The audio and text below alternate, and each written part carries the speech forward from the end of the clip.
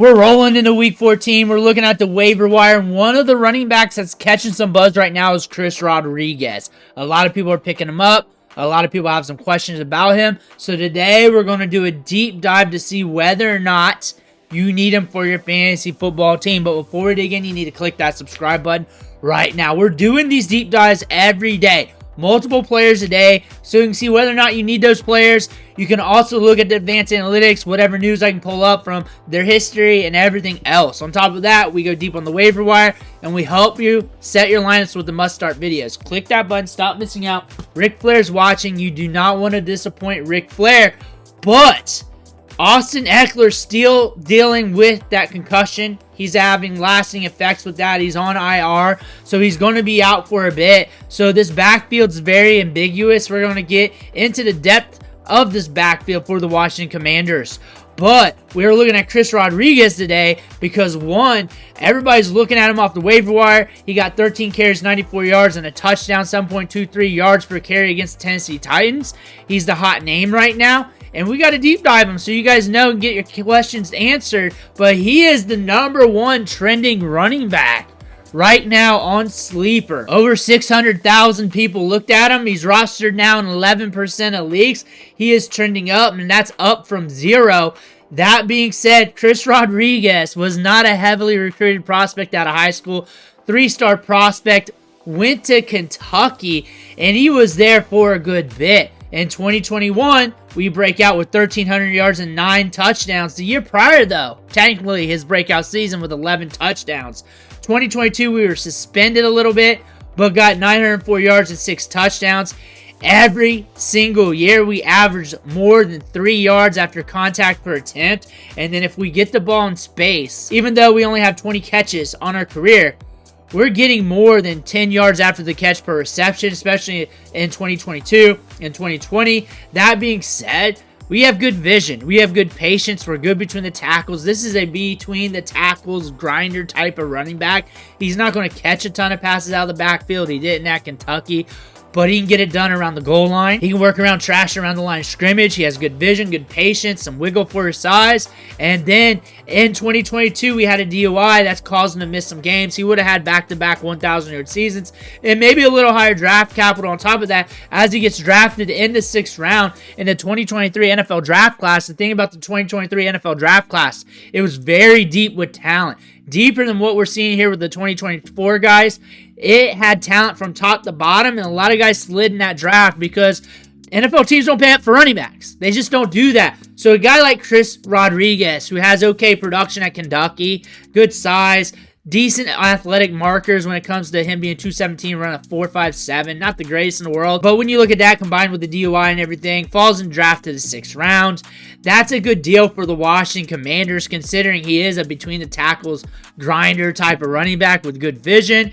And he proved that last year on a small sample, and he was an RB1 in week 16. An RB2 last week with 15.4 PPR fantasy points. Everybody's looking at that. Or should they start looking the other way? Transactions here. He was waived by the Commanders in August, picked back up for the practice squad the next day, stayed there for a bit, signed to the active roster on the 9th, waived again on the 23rd, signed back up on the 26th. It's been a roller coaster, so they do not have much sunk cost invested in him. That's a sign that, hey, they're not totally in on the talent, but they do know about his talent and know what he can do on the field. So when something happens to like an Austin Ekeler, they can get him, put him on the depth chart, see what happens when he's on the field. The thing about this, he took advantage of his opportunity, did well last week. Jerry McNichols, it's not like he had a bad game last week, still had good yards per carry, and still had some good moments this year. So it's not like you're cutting him off the roster or forgetting about him. And then Brian Robinson came into this game banged up, played well, over 100 yards, and on top of that, we got a bye week this week, so he can freshen up. Jeremy McNichols, although he's not a generational talent or anything like this, he has proven some work this year. He scored some touchdowns. He filled in the gap when needed to be. And then Brian Robinson, we got a bye week this week. So he came in last week banged up, did well. Now we get to freshen up a little bit so we can take on more of that workload. And you're looking at the games coming up.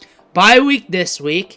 Then you got the Saints, who rank 7th among allowing fantasy points to running backs, 23 per game. So you might be able to catch 2 running backs scoring fantasy production against them. You got the Cowboys the final week of the season, so that might not even be eligible for your fantasy playoffs, depending on your league. Mostly not. The Eagles, you got them, and you also got the Falcons, and both of them allow less than 20 points per game to running backs, so not the greatest schedule going forward. There is some opportunities here, but you're looking at Brian Robinson getting freshened up. You got Austin Ekeler on IR. You got Jeremy Nichols still there to share the workload, so this could be very ambiguous. I look at him as a very ambiguous handcuff, and you may not want him if you got to fight for the spot, or if there's a handcuff you like, or if you got to handcuff your starter, or if you got a lottery ticket you like better. Maybe you like Blake Corum. Blake Corum's a better talent.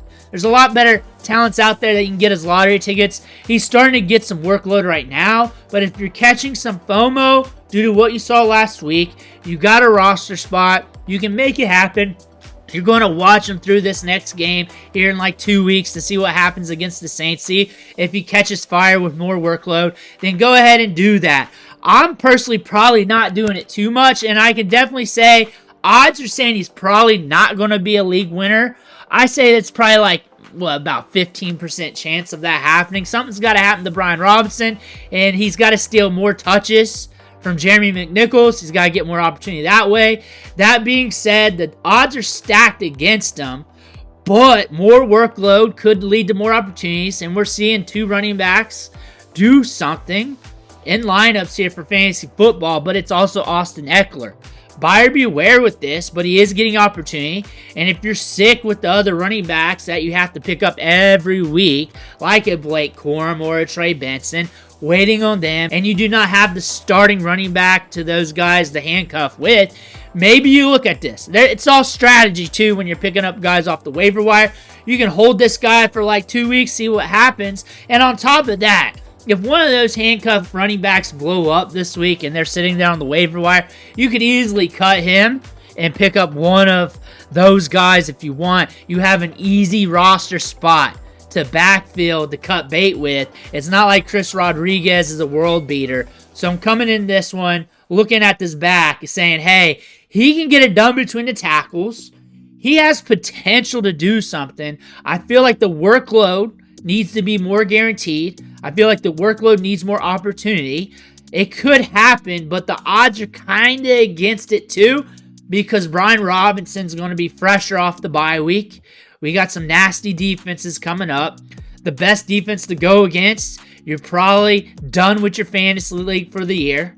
But he is a good hold just to see what happens. I'm not really going to advocate starting him that next week unless something happens to Brian Robinson. Something to pay attention to. But again, you may want to pick him up just to hold and see.